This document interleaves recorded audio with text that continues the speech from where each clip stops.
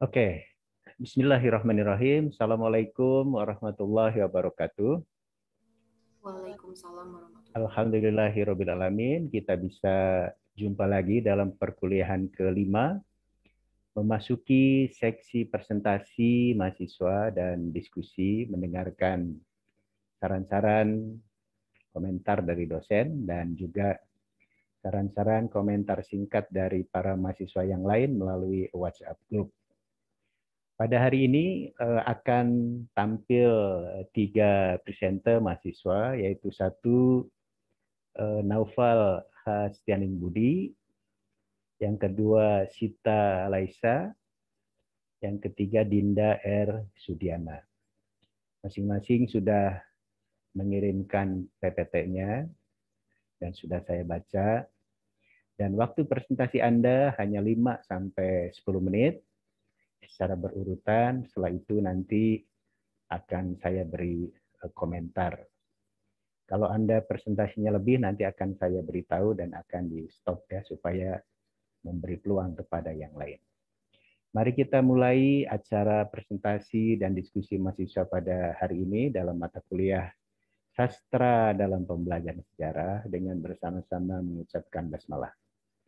Bismillahirrahmanirrahim. Saya beri peluang kesempatan kepada Naufal Hasteneng Budi untuk presentasi. Waktu Anda hanya 5-10 menit. Silahkan.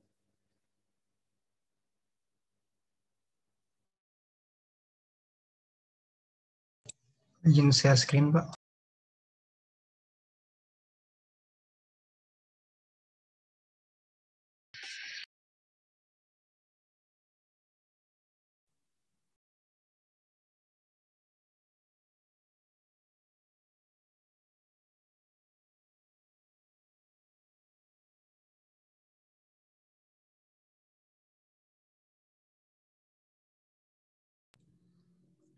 Ya baik, Bismillahirrahmanirrahim. Assalamualaikum warahmatullahi wabarakatuh. Di sini saya akan menjelaskan mengenai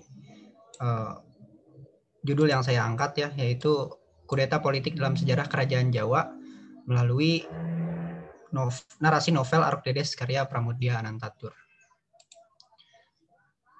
Ya, sebelumnya perkenalkan dulu ya, nama saya Naufal Hastianing Budi dengan NIM 1904662 gitu ya.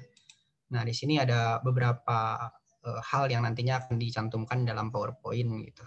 Lanjut saja ke latar belakang masalahnya. Nah, di sini mengapa gitu saya mengambil judul seperti itu dan juga apa latar belakang masalah yang melingkupinya gitu ya.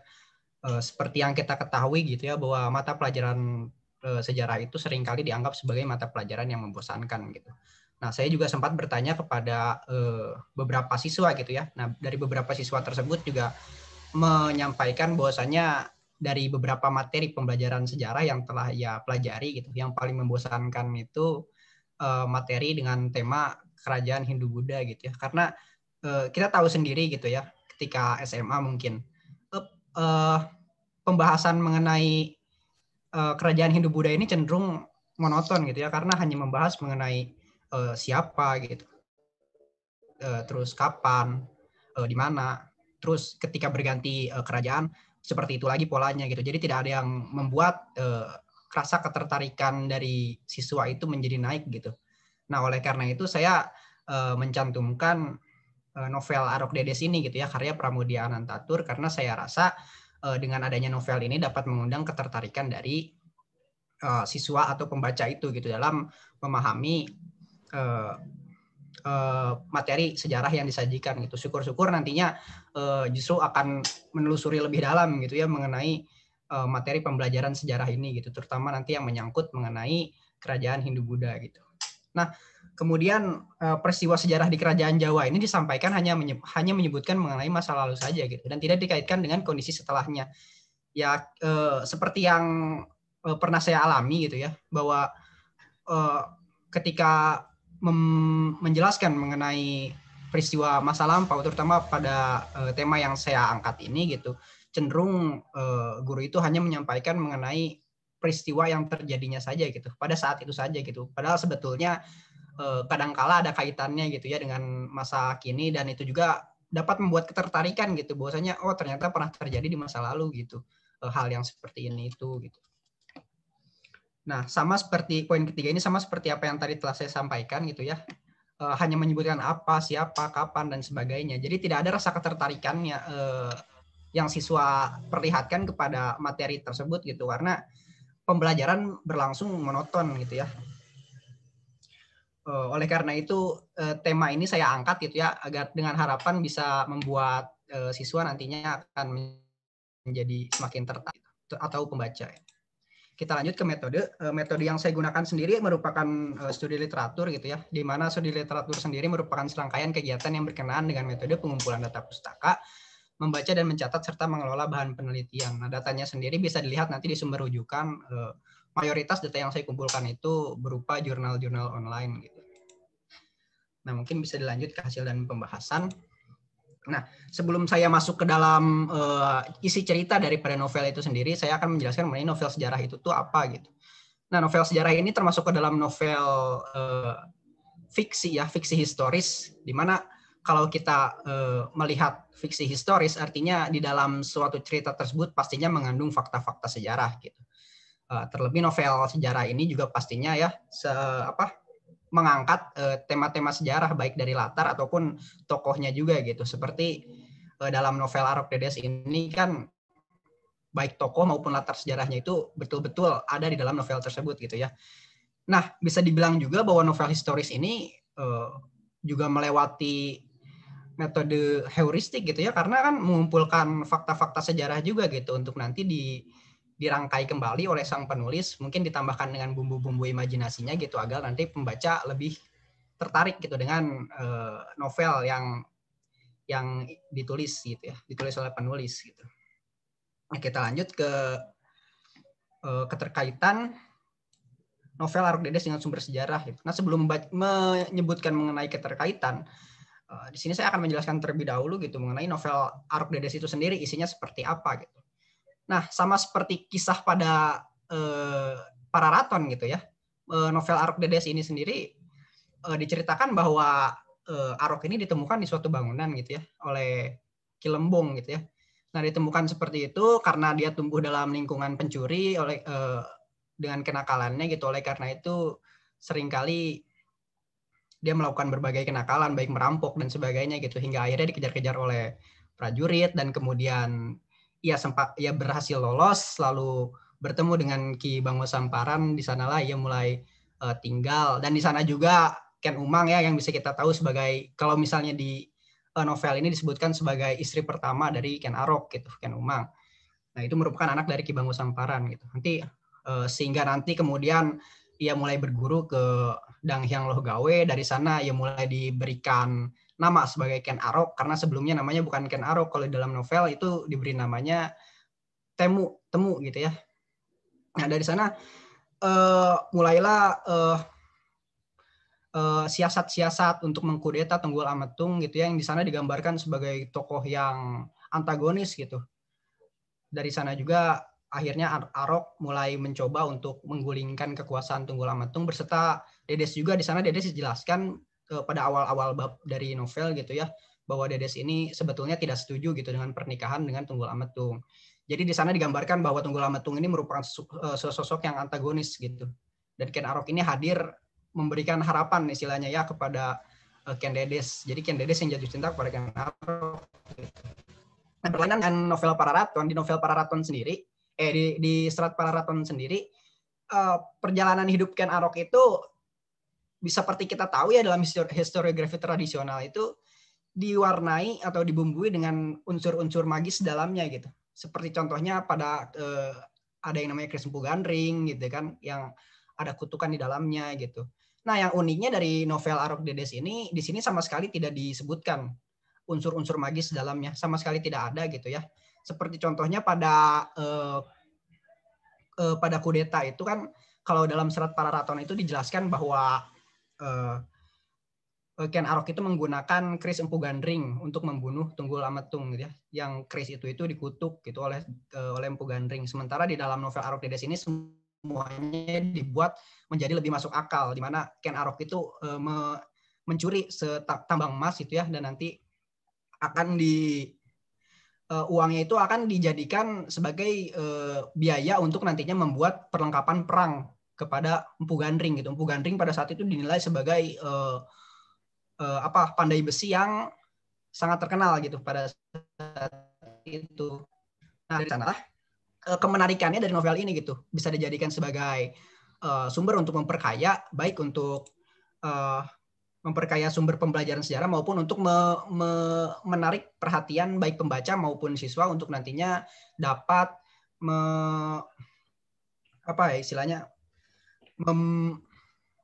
ini itu ya, jadi lebih tertarik lah istilahnya gitu, jadi lebih tertarik dengan materi pembelajaran sejarah ini gitu, terutama nanti materi yang membahas mengenai kerajaan-kerajaan atau materi yang membahas mengenai awal mula berdirinya kerajaan Singosari gitu. Nah, Oke, Naufal, waktu Anda sudah habis 10 menit. Silakan di close share screen-nya dan kita akan beralih ke presentasi Saudari Sita Laisa. Oke, di close, Naufal. Oke, Sita, silahkan waktu Anda sama 5-10 menit. Itu mute, di mute mikrofon Anda.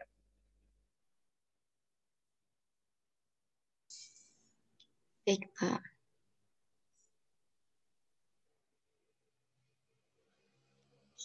Ini apa?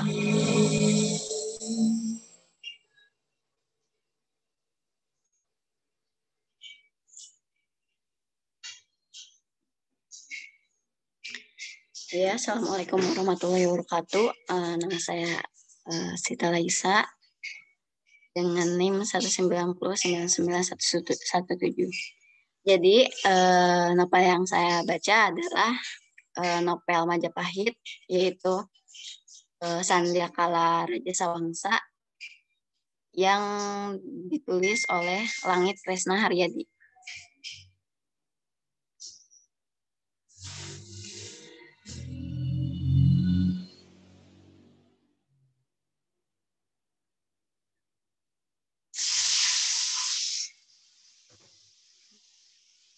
Ya, jadi di sini saya akan membahas mengenai awal Singosari dalam novel ini, lalu masa kepemerintahannya pada masa Kertanegara dan menjelang keruntuhannya dan kesimpulannya.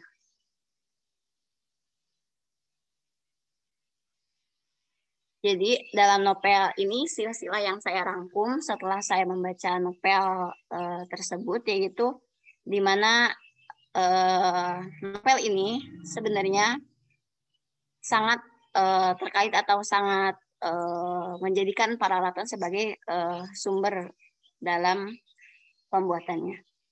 Jadi bisa disimpulkan sangat mirip dengan isinya dengan kitab Paralatan itu sendiri, yaitu Tunggul Ametung yang dibunuh oleh Ken Arok, dan Ken Arok menikah dengan Kendedes yang akhirnya mempunyai anak Kendedes dari Tunggul Ametung dan dari Ken Arok itu sendiri. Sebenarnya novel ini lebih terfokus pada masa pemerintahan Kertanegara yang mungkin akan tetap menyinggung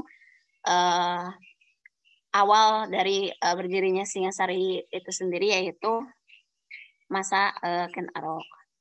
Jadi di sini pada masa Kertanegara yang memiliki anak 6 anak, yaitu yang pertama lelaki Wiswarupa Kumara yang akhirnya menjadi Buddha, dan anak keduanya perempuan Tribuwanaswari Pradnya Paramita, selanjutnya Narendra Duhita, dan Gayatri juga Narendra Dewi. Di sini dalam novel ini istri atau permaisuri Kertanegara itu sendiri yaitu Bajra Dewi. Pada masa itu ada kejanggalan, yaitu dengan adanya munculnya bintang Komukus, yang dimana pada novel ini memang sangat lekat dengan pikiran masyarakat yang religio magis, jadi masih lekat dengan hal-hal magis, dengan hal-hal yang tidak masuk akal mungkin menurut logika. Jadi Langit Kresna Haryadi ini masih sangat memunculkan religio magis dalam novelnya ini. Ini pergantian penguasa di Singasari dalam novel Langit Kresna Haryadi. Juga dalam novel ini tidak begitu banyak tahun yang dicantumkan. Beda dengan beberapa sumber yang lain yang saya baca.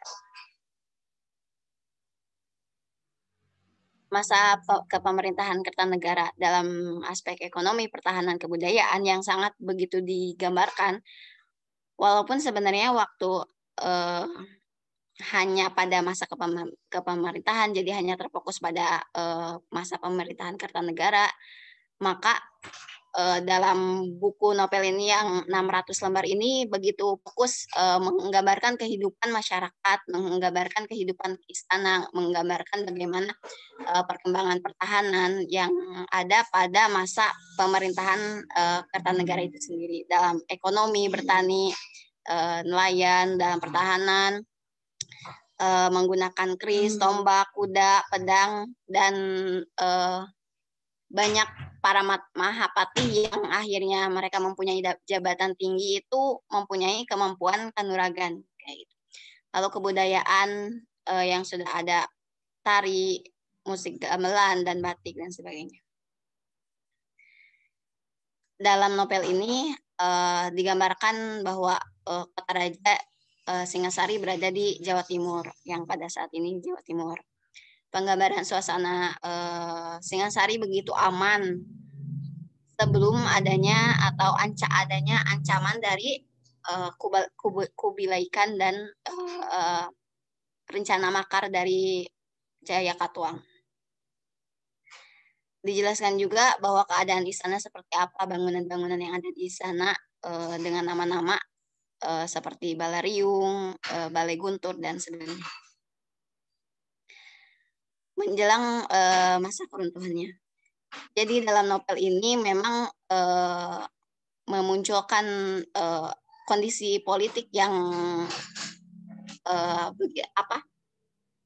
awal masa di mana Singasari mulai berubah keadaan kehidupannya yang awalnya aman, tentram, tidak ada banyak gangguan, mengadakan invasi ke beberapa daerah sekitar untuk mengakui kerajaan Singasari sebagai penguasa.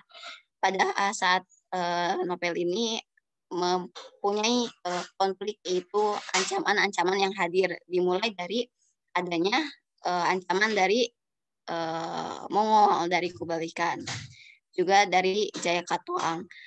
Jayakatwang mempunyai dendam. Juga dalam novel ini diceritakan rakyat Kediri pun mempunyai dendam terhadap Singasari. Dengan mahapatinya itu Kebo Mundarang sesuai dengan kitab Raraton yang diceritakan ke Jayakatwang dan Kebo Mundarang seperti itu. Peperangan yang ada di Ganter. Jadi alasannya itu peperangan yang ada di Ganter antara Kertajaya dan Arok. Jadi masih menyimpan dendam. Lalu ada ancaman Mongol. Jadi dalam novel ini diceritakan adanya kedatangan bangsa Mongol yang dititah oleh Kubilai Khan untuk mendatangi Singasari. Dalam novel ini juga diceritakan atau disebutkan beberapa nama perwakilan dari utusan dari Mongol itu sendiri, yaitu ada Mengki, Sevie, Ikimese, dan Kau. Tokoh-tokoh ini menjadi tokoh-tokoh yang datang dan mengeksplor Singasari itu sendiri, yang akhirnya ketika datang menghadap kepada negara, salah satu utusannya dipotong telinganya karena Kertanegara merasa terhinakan gitu ya untuk bisa mengakui kekuasaan Mongol atas Singasari. Jadi dalam kitab Pararaton ya terjemahan yang saya baca dan Negara Kertagama memang agak sedikit ada perbedaan bahwa kepergantian kepenguasaan dari Pararaton itu sendiri memang lebih mirip dengan dengan novel karya Kresna Haryadi itu sendiri. Namun dalam Negara Kertagama memang mungkin karena berbentuk buku ya saya sendiri memang agak kesulitan untuk memahaminya dibanding kitab Pararaton gitu ya. Jadi pergantian kepenguasaan itu atau Arok tuh tidak begitu disebutkan namanya di Negara Kertagama, atau entah itu namanya nama lain, nama panggilannya nama lain. Juga Tunggul Ametung dan Tohjaya itu tidak terlalu bisa disebut, tidak ada gitu ya di Negara Kertagama. Sementara di Pararaton memang pergantian atau pembunuhan atau pergantian penguasa itu muncul gitu. Seperti yang ada. Kita Laisa, waktu Anda juga sudah habis 10 menit. Kita akan beralih memberi kesempatan kepada Dinda R. Sudiana untuk presentasi. Silahkan dalam 5 sampai 10 menit. Mohon di stop share screen-nya kita. Iya, baik Pak. Pada Dinda. Silakan Dinda.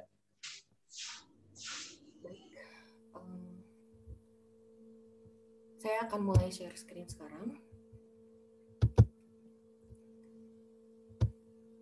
Apakah sudah dapat dilihat share screen-nya?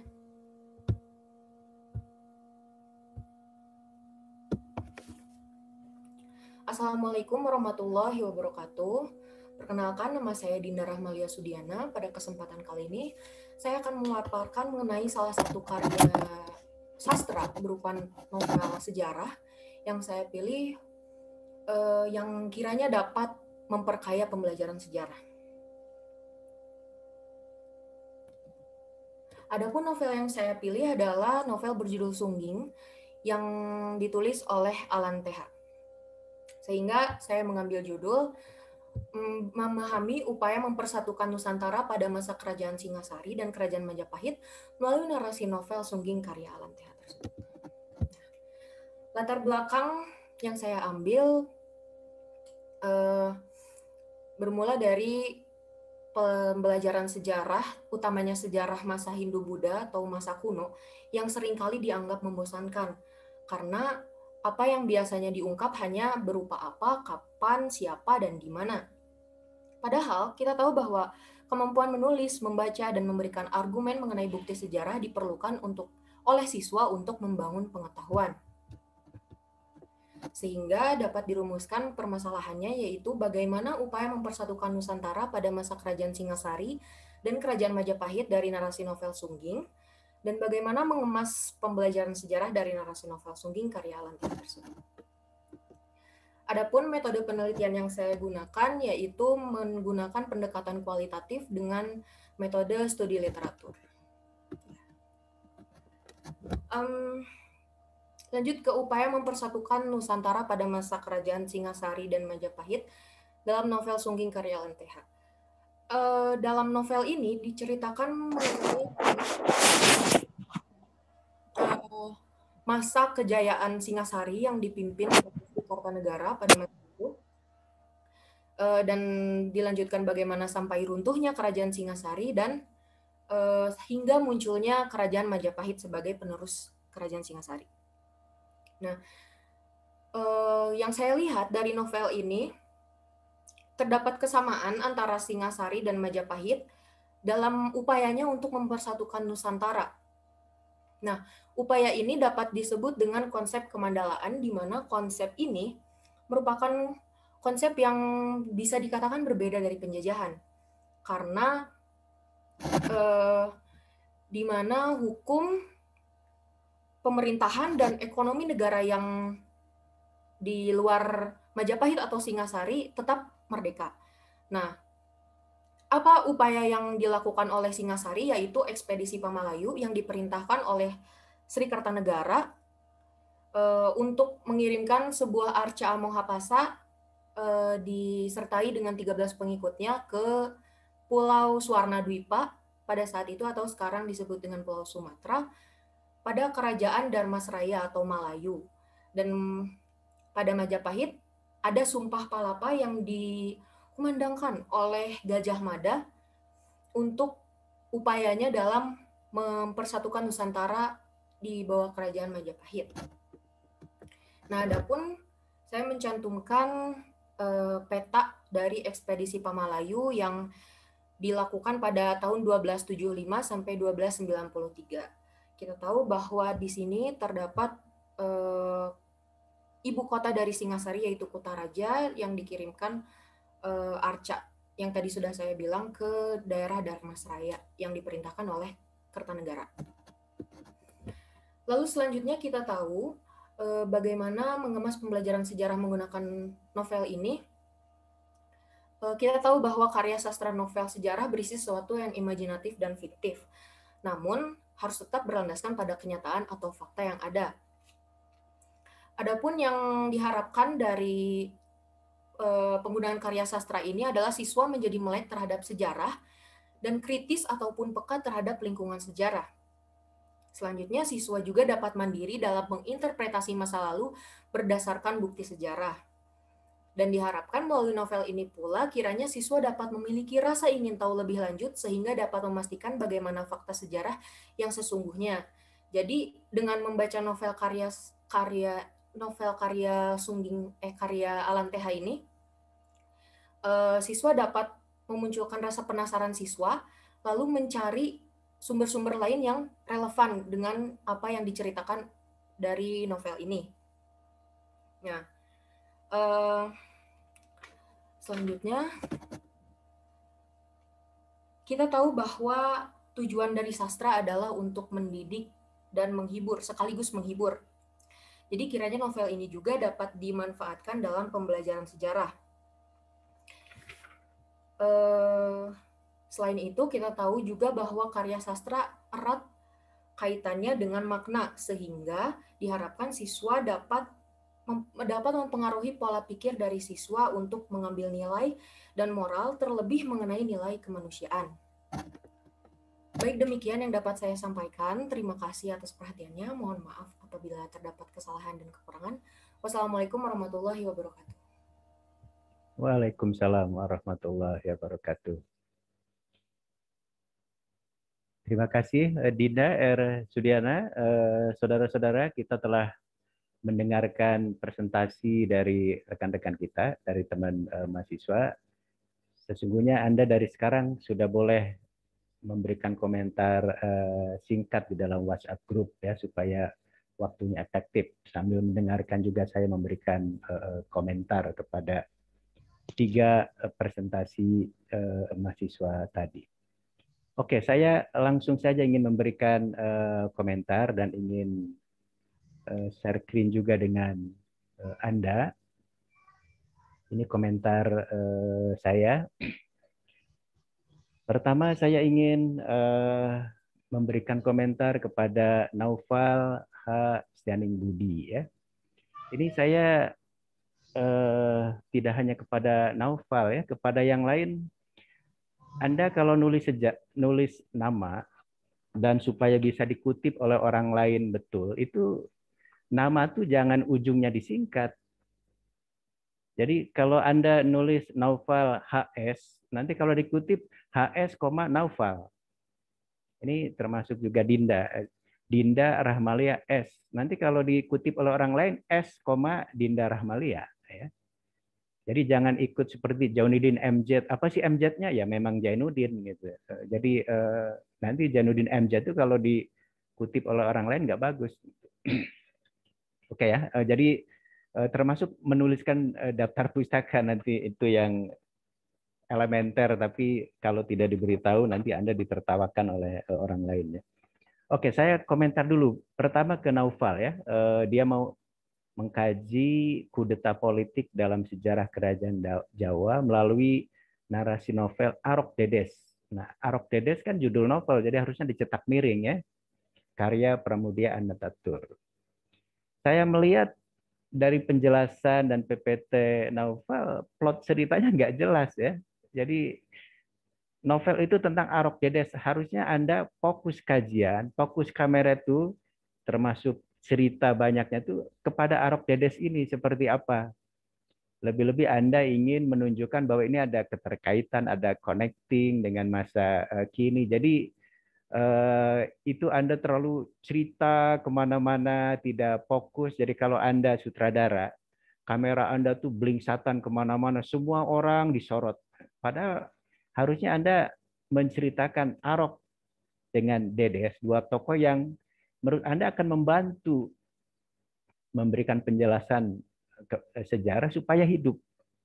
Kalau Anda cerita kemana-mana, ya akhirnya apa menariknya kisah Arok Dedes ini. Itu yang kurang fokus menurut saya. Jadi plot ceritanya masih belum jelas, di mana menariknya, karena Anda terlalu banyak nyinggung hal-hal yang nggak perlu. Jadi akhirnya ya tidak menarik dibandingkan dengan buku sejarah yang mungkin di sekolah, atau buku sejarah membahas Singosari atau Ken Arok, Ken Dedes lebih hidup dibandingkan kisah Anda yang ingin memanfaatkan novel.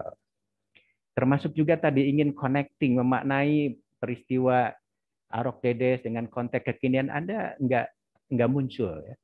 Harusnya misalnya, walaupun Arok itu seorang kriminal, seorang penjahat, tapi karena dia adalah keturunan dewa dan akhirnya bisa raja, dia mencoba mencari legitimasi masa lalunya yang gelap itu dengan mengklaim bahwa dia adalah keturunan dewa, anak dewa. Itu satu, boleh dibuktikan nanti sekarang bahwa orang yang latar belakangnya dulu kriminal dan sekarang menjadi pemimpin penting, dia akan menutupi kriminalitasnya dengan satu hujah bahwa dia kriminal dulu, itu adalah satu bukti kecerdasan, bukti kenakalan misalnya.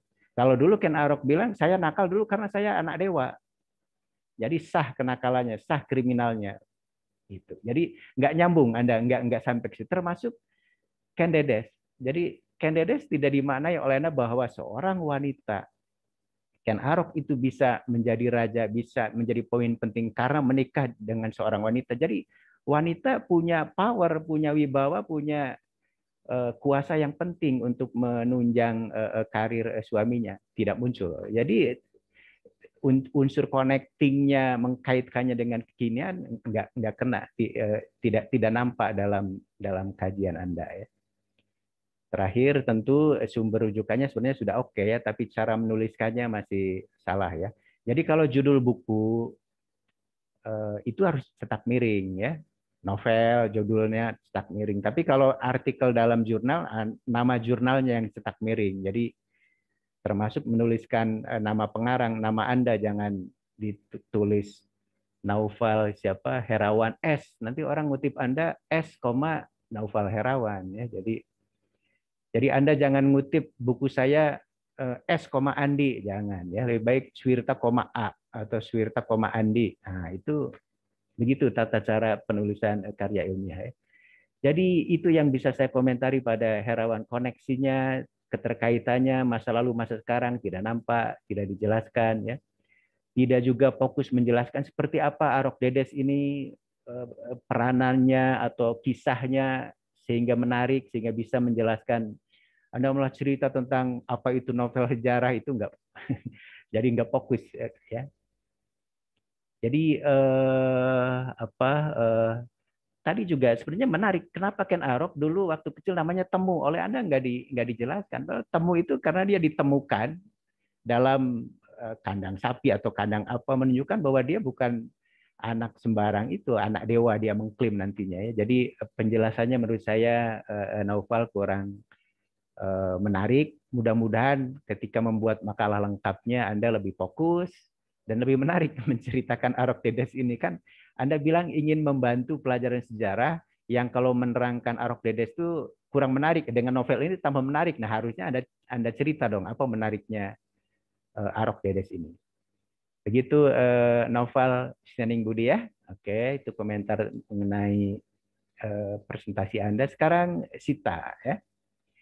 Sita Laisa mau membahas Majapahit, Sandiakala Raja Wangsa, kejatuhan Kerajaan Singasari saat berada dalam kekuasaan Raja Kertanegara dalam novel karya Kresna Haryadi. Ini mungkin confuse ya judulnya. Sita, Anda nggak tahu apa Sandiakala? Sandiakala itu senja ya. Jadi kalau sebuah kekuasaan mau berakhir itu sering senjakala. Mohtar Lubis dalam novelnya bilang senja di Jakarta. Itu akhirnya masa-masa akhir kekuasaan Soekarno. Jadi Anda nih sebenarnya kurang jaka sembung ini. Anda sesungguhnya menceritakan masa-masa akhir kekuasaan Kertanegara dengan Singasari, tapi judulnya Majapahit. Jadi sebenarnya ini awal Majapahit, akhir dari Singasari. Jadi Anda mungkin karena gagal paham tentang Sandiakala Raja Wangsa itu, seolah-olah ini adalah Sandiakalanya Majapahit. Bukan. Ini masa akhir kekuasaan Kertanegara, Singasari, dan masa awal kemunculan Majapahit. Itu Anda mungkin kurang memahami judul novel ini. Yang kedua, plot ceritanya nggak jelas juga sama ya. Ini tokoh protagonisnya siapa. Kalau Anda nyebut Kertanegara, harusnya fokus seperti apa sih Kertanegara itu. Siapa dia, lahir kapan, dibesarkan seperti apa, mengapa dia punya cita-cita ekspedisi Pemelayu, bagaimana dia mengatasi lawan-lawan politiknya, mengapa dia harus bertengkar dengan Jayakatwang. Itu akan lebih menarik. Jadi kayak tadi yang pertama fokus kamera Anda tuh kemana-mana, semua orang disorot. Ken Arok Ayum disorot, Ken Umang disorot, Andi Swirta kalau ada waktu itu mungkin disorot juga. Jadi padahal fokus Anda harusnya pada Kertanegara ini sebagai Raja Wangsa di masa senja, di masa akhir. Jadi itu yang tidak nampak ya, termasuk juga harusnya apa sih peran Kertanegara yang sesungguhnya, siapa dia, sehingga kalau orang menjelaskan tokoh ini bisa diperkaya oleh novel ini. Tapi sayang fokus Anda kan kemana-mana, jadi tidak menjelaskan secara rinci dan menarik tentang peran-peran Kertanegara ini. Termasuk tadi kenapa Jayakatwang dendam pada Kertanegara, hanya disebut dendam saja. Ya dendamnya karena apa?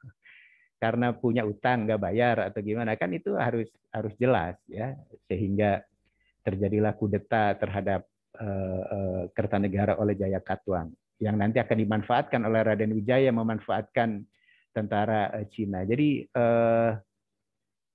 fokusnya kurang menurut saya ya, dan mudah-mudahan nanti dalam makalah lengkapnya Anda lebih menarik menjelaskan tokoh ini.